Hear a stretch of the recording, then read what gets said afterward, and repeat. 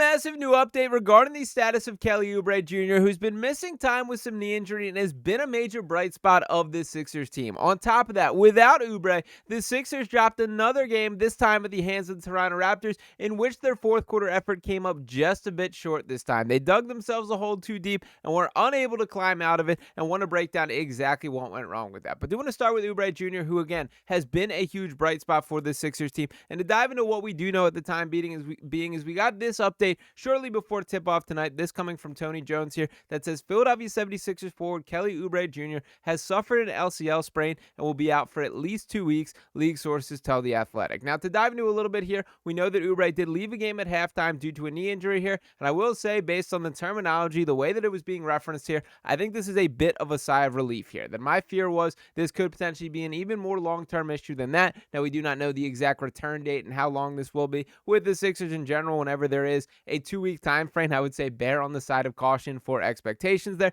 And to give a little bit more depth on what we know, this coming from Kyle Lowry here, who breaks down Kelly Oubre Jr. update from the Sixers. Oubre suffered a hyperextension of his left knee in the second quarter of Philadelphia's game in Detroit on November 14th. An MRI revealed that Oubre Jr. suffered a sprain of the LCL in his left knee. Oubre Jr. will be reevaluated in 2 weeks. Now, to dive into the LCL injury in particular, a quick Google search right here says to me that the LCL sprain timeline varies by severity. A grade 1 sprain can take 2 to 4 weeks to heal. Grade 2 sprains take 4 to 8 weeks to heal. And grade 3 sprains can take 3 months or longer, especially if surgery is needed. A grade 3 tear that requires surgery can involve a lengthy recovery with a brace for several months and a return to unrestricted activity around 6 months. So obviously, we are hoping that we are not dealing with that side of things. Now, for the time being, for what we know, we have no terminology for what the grade of this is. We're not going to fear the worst in regards to Kelly. And I know that Kelly Oubre Jr. is not a guy who, in this comment section, I think in Sixers fan base as a whole,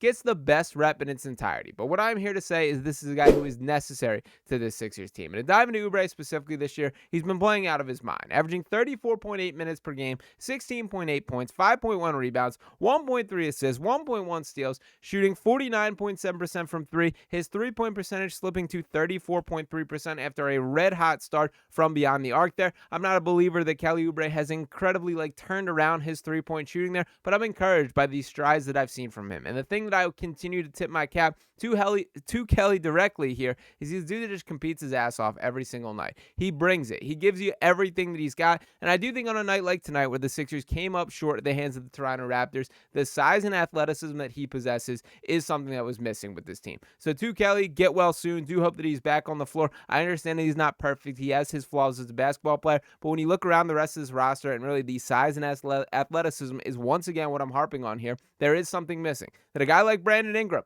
who went to work tonight using every bit of his 6'8" size, shooting over guys like VJ Edgecombe, like Quentin Grimes here, you need a guy like Kelly that can stick to him a little bit. And I know that Kelly has his flaws defensively and offensively as well. Again, he's not perfect as a basketball player, but I do think he's a key part of this Sixers team, and it is encouraging at least that this is not a long-term issue. We will see exactly what the timeline is and when that reevaluation period is in 2 weeks. We'll keep tabs on that right here on Sixers Digest. But let's touch a little bit on what went down tonight. Now, the ultimate finish tonight ended up a 121-112 victory by the Toronto Raptors here. This was a situation to me that I'm continue to be encouraged by the fight and the scrap that this Sixers team shows. They dug themselves a hole in that third quarter, that fateful third quarter, showing face once again, when we're unable to climb out of it, but they fought till the very end, and there was a couple stretches in that fourth where it felt like the tides were turning. You felt the energy in the building, you felt the momentum on the Sixers side, but they were unable to ultimately grab things back there. And you can see right at the very top, the Sixers outscoring Toronto 30-24 in the fourth, but that does not make up for the 44-26 margin in the third quarter that Toronto outscored the Sixers. And the reason that is so frustrating for me tonight specifically is I think the first half of this game was probably the best defensive half of basketball that we've seen from the Sixers all year. That has been a flaw. That as fun as this run and gun offense, this guard play has been in the entirety of the season, you have to assess that this team has been at best a mediocre defense and at worst one of the worst in the NBA. That is just the facts of how they've been to this point, and that did not feel like the case in the first half of this basketball game. In the second half, a different story there. And I do think they they tightened up a bit down the stretch. Again, there were some really positive flashes in the fourth quarter. I know it's a loss, and I'm not a guy who's about moral victories here.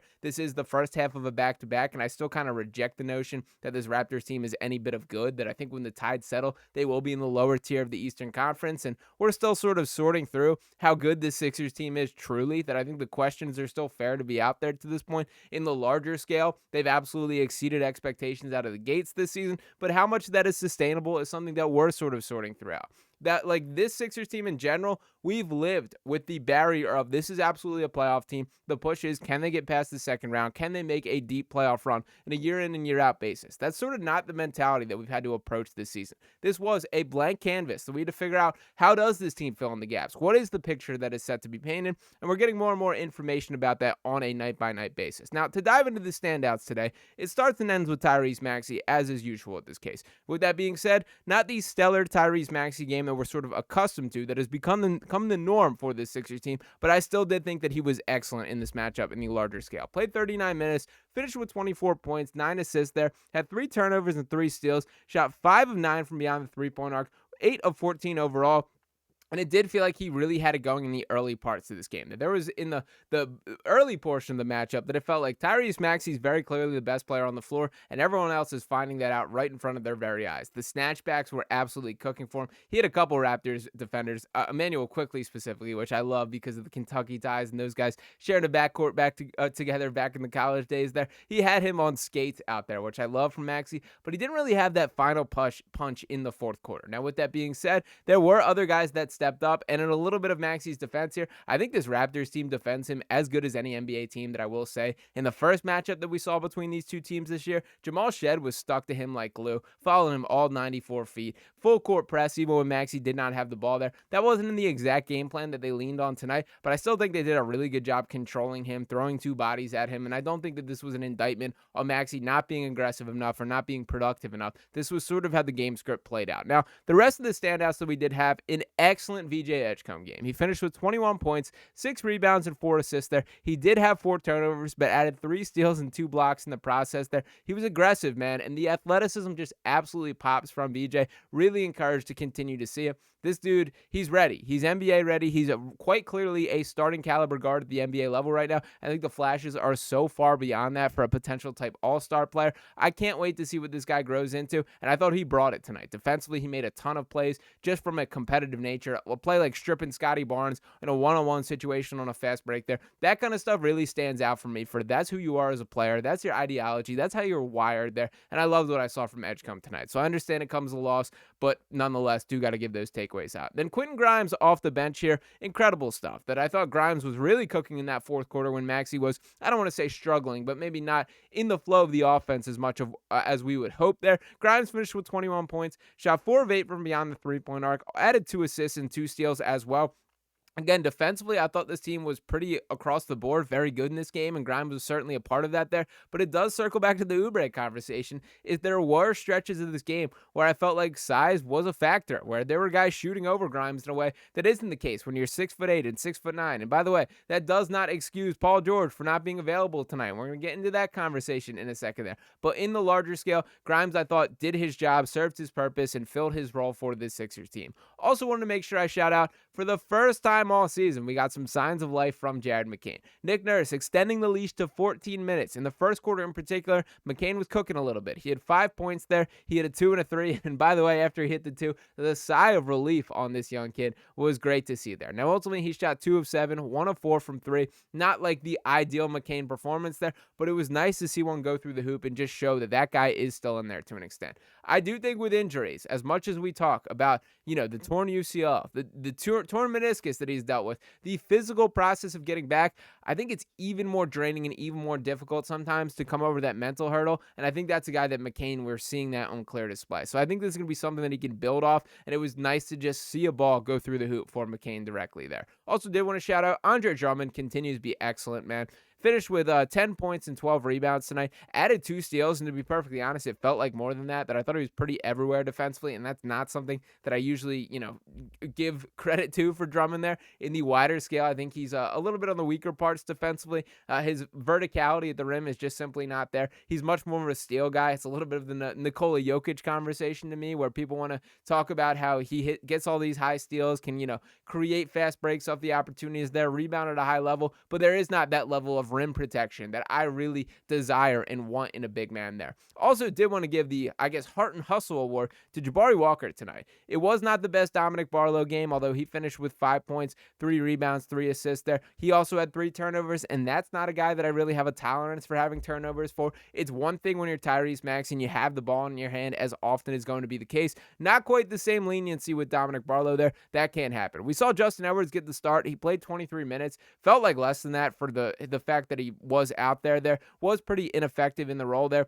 Edwards is unfortunately falling in the category of guy that I think when the shots are falling, you see the vision. When they're not, he's kind of a tough watch there. But I did want to bring up once again Jabari Walker. He ultimately played 23 minutes of action tonight, finished with 9 points, 9 rebounds, had 2 assists as well. Felt a little bit of energy, felt a little bit of effort level that I think was really encouraging to see. So ultimately, shout out to Walker, man. You're earning your stripes as well and is right there in the mix for this rotation. Ultimately, it was a game in which that third quarter buried him. And for Nick Nurse directly, he sort of rejected the notion that the third quarter is a problem. This has been a theme that he sort of pushed back of, well, I would rather be a good fourth quarter team than a good third quarter team. And I understand that general premise, but when you dig the hole as deep, as significant as was the case tonight, once again, the Raptors outscoring them 44-26 in the third in what was a pretty evenly matched matchup to that point, it's tough to overcome that. So just have to clean that up. To his credit, he made a change coming out of halftime, and has for 2 consecutive games there. Trendon Watford, originally not starting in the game, started the second half.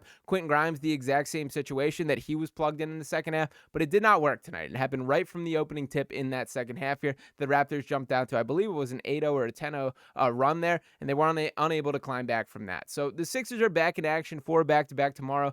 I do hope that Paul George and Joel Embiid are available. Joel was originally listed as doubtful, ultimately downgraded to out for this matchup. Paul George, it was listed as injury management for his designation for why he did not play today. I'm hopeful that this was sort of calculated and we have a back-to-back. We're going to play them both together. We'll see if that is ultimately the case, but we'll have a little bit more panic in that particular injury outlook if either one of those guys are to miss. So ultimately, a missed opportunity by the Sixers team tonight. This was a team that I thought they were capable and could beat if they played their best basketball, and they were unable to string a consistent 48 minutes together. But good news in the Kelly Oubre Jr. front there. Do hope to have him back on the court in the somewhat short term here, and we will see how things shake out from here. So appreciate you guys for tuning in this video. Let me know your thoughts on this matchup and Oubre's return in the comments there. Appreciate you guys for continuing to rock with me right here on Sixers Digest. Make sure you're smashing that subscribe button if you have not already. Drop a like on this video here. I'll be back to talk with you next time. Peace.